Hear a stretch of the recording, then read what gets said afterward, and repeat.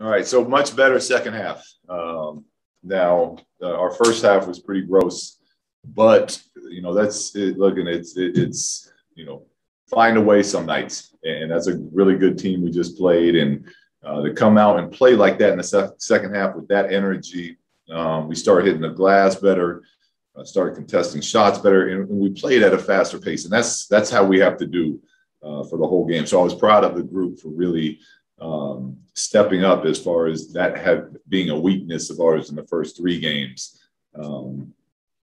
But yeah, that's a good way to start off. Really good way to start off a hard long trip. We got AP here.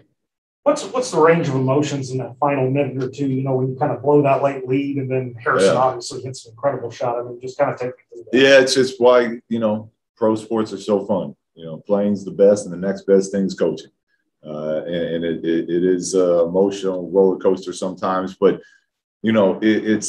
I'm happy for our guys because they did play really hard tonight. They fought back from a poor first half and built up a nice lead, made some big plays, but we have to learn from that. It's Booker hitting transition threes, over helping in a time and place where we should be staying home on shooters when we have the lead. These are things. And look, we got young players out there on the court, Davion, Tyrese. Like this is good experience for some of them. But it is good to get a win while learning those lessons. I was about to say, the Kings in previous years have been so close, and then games like that seem to slip away. Yeah. And to have one of those games go your way, does it kind of show the growth of that maybe these are a different group of Kings? Well, we are a different group. This is, I know we got a long way to go still, but it's, we've put in time, we put in work, and, it's a group that believes in each other. We all do. And it's a group that knows we're headed in the right direction. And I was a big time shot by Harrison tonight. And yeah, that helps along the journey, getting those type of squeak out wins. Good to go, Alex. We'll start in the Zoom with James. Hey, Luke.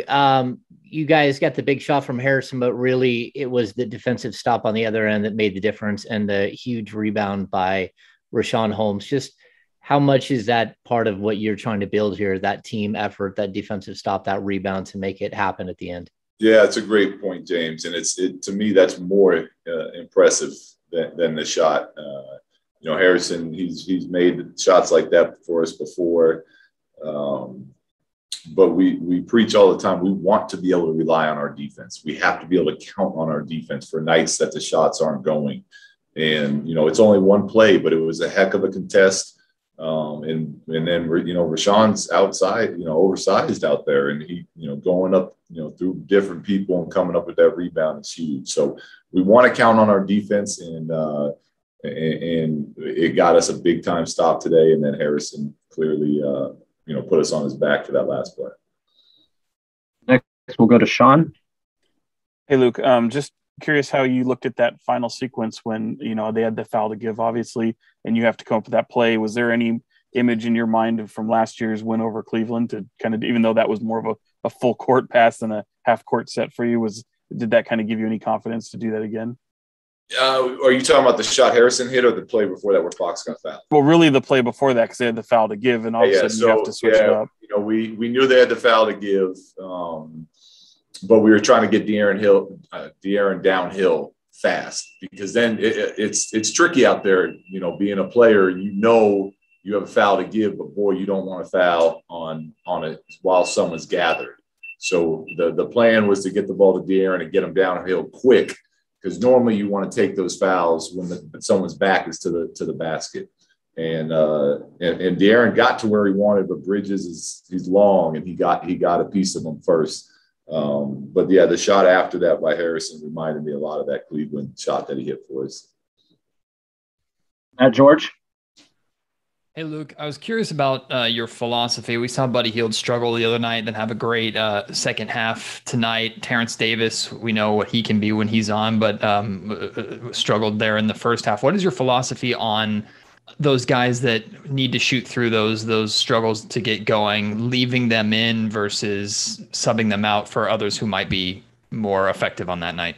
Yeah, it's a balancing act, and they're probably our two best shooters when they're hot, and we have all the confidence in the world in them. We want them shooting, even if Terence goes 0 for 5 from 3. I still want him taking his next open 3, and same with Buddy. So we need them out there, but at the same time we're trying to win games. So if certain guys are having good nights, we're going to play.